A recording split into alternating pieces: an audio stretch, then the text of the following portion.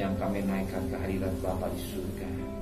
Selain ucapan syukur dan terima kasih pada Bapa buat anugerah-Mu yang Kau berikan hidup kami, kalau kami ada sebagaimana ada semua karena Engkau. Di pagi yang cerah, kami karena mesbah keluarga, mesbah pribadi, kami naikkan pujian penyembahan, naikkan doa syafaat, dan kami rindu untuk mendengarkan renungan firman.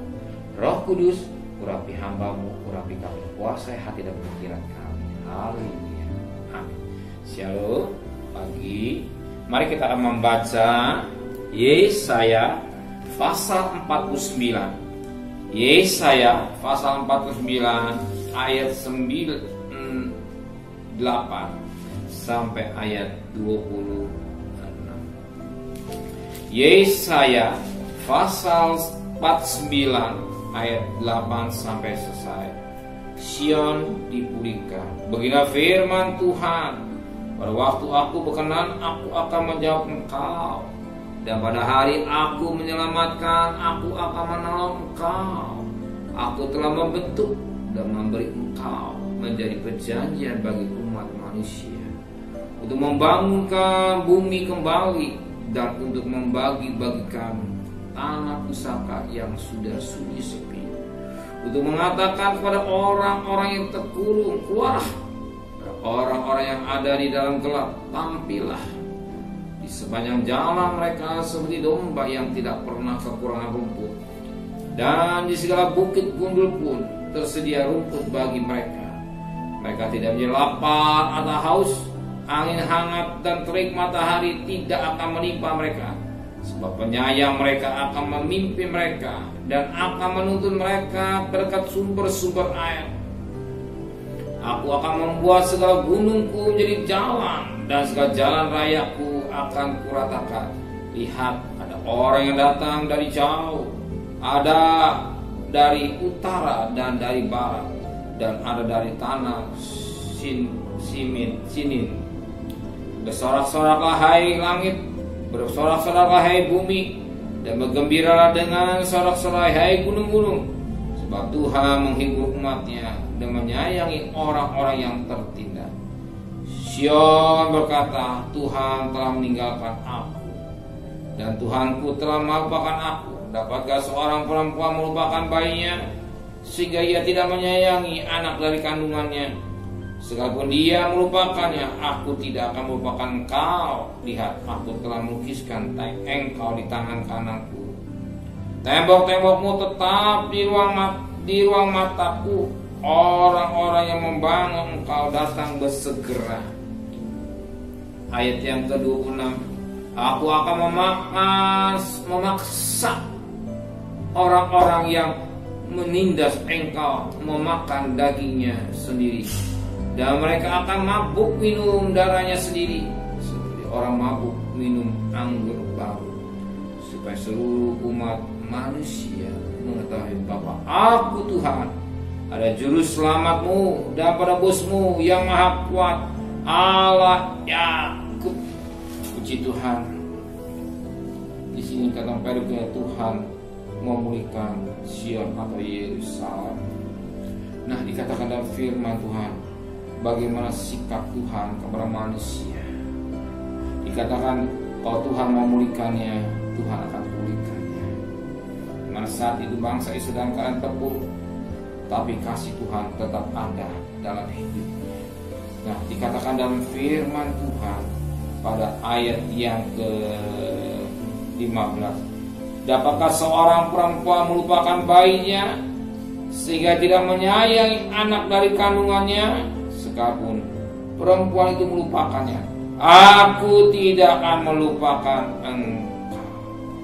Lihat, sekalipun bangsa Israel telah melupakan Tuhan, sekalipun bangsa Israel jauh dari Tuhan, tetapi kasih Tuhan tetap ada. Itulah kasih yang Tuhan berikan kepada bangsa Israel. Kasih Tuhan juga limpah dari hidup kita ini. Kalau kita kembali kepada Tuhan, tetap dia penuh dengan kasih sayang. Sebagaimana tentang anak yang terhilang dalam Lukas 15, di mana anak itu telah meninggalkan bapaknya, Dan apa terjadi di saat katakan ketika dia meninggalkan bapaknya foya-foya, dia hidup dengan pelacur. Dan apa terjadi di dalam kemelaratan, Tuhan berbicara. Di dalam kemelaratan kemiskinan, suara Tuhan berbicara dalam hidupnya. Dan dia kembali kepada bapaknya. Dan bapak memeluknya. Dalam keadaan sengsara, sering manusia baru ingat Tuhan. Ya. Di dalam penderitaan, sering manusia baru ingat Tuhan. Sebagaimana yang terjadi anak yang terhilang di dalam kemiskinan, kemelaratan, baru dia dengar suara Tuhan. Dia ingat Tuhan, Tuhan berbicara. Justru jangan sampai kita dalam keadaan melarat, dalam penderitaan baru kita peka suara Tuhan. Setiap saat kita peka suara Tuhan, itulah suara Tuhan lewat firman yang kita baca, lewat Roh Kudus yang membimbing kita. Peka, kita selalu peka suara Tuhan. Hari ini suara Tuhan berbicara kepada kita melalui firman-Nya. Ia tidak dikatakan sekalipun seorang perempuan melupakan bayinya sehingga ia tidak menyayangi anak bayi kandungannya. Sekalipun dia melupakannya, aku tidak akan melupakannya. Perhatikan, jika seorang ibu sampai tidak menyayangi dan melupakan, biasanya seorang ibu ada naluri yang khusus yang ada dalam hidup wanita. Itulah naluri kasih, sayang, cinta. Kasihnya pada seorang ibu pada anak sedemikian rupa, bahkan dia tidak mau melupakan anaknya. Seandainya ibu itu melupakan, Tuhan tidak melupakan saudara. Tuhan tidak melupakan saudara. Jangan punya konsep yang jelek. Tuhan lupa saya, Tuhan gak sayang. Sayang. Tuhan gak cinta saya, cinta. Ya. Jangan terkonsep, oh Tuhan gak dengar doa saya. Tuhan dengar. Tuhan gak nyanyi saya, dia menyanyi saya. Ingat firman Tuhan Ibrani 13 ayat 5b. Aku sekali-kali tidak akan melupakan engkau. Aku sekali-sekali tidak membiarkan engkau. Artinya Tuhan sekali-sekali tidak tinggalkan saudara. Tuhan sekali-sekali tidak melupakan saudara. Jelas, seorang ibu bisa melupakan, tapi Tuhan tidak melupakan saudara. Kembalilah kepada Tuhan, lekatlah dengan Tuhan. Pada pagi hari ini saya bangga dengan saudara. Cari Tuhan, utamakan Tuhan segala-galanya. Sebelum aktivitas lain, saudara mencari Tuhan, ya, mencari kerajaan Allah kebenarannya. Dan firman Tuhan bicara makan minum, bicara bangsa-bangsa yang tidak mengenal Allah. Bapa di surga tahu itu. Kenapa? Supaya dia tidak melupakan saudara. Dia juga pasti memberikan rezeki apa yang dibutuhkan saudara. Ingat, dia pasti memberikan rezeki sesuai dengan kebutuhan saudara. Kenapa? Supaya dia tidak melupakan saudara. Dia tahu kebutuhan saudara, rumah tangga saudara, bisnis saudara, pelayanan saudara, hidup saudara. Tuhan memberkati. Benar Bapa di surga, firman mengingatkan kami, seorang ibu tidak mungkin melupakan anaknya. Seorang ibu tidak lupakan, tidak menyayangi anak. Seandainya dia lupakan, tapi Tuhan tidak pernah melupakan kami. Ampuni dosa kami. Banyak kami ragu akan Engkau. Kami ragu akan penyertaan Engkau. Kami ragu akan firman-Mu. Kami ragu akan kuasa-Mu. Satu perkara, Engkau tidak akan tinggalkan hidup kami.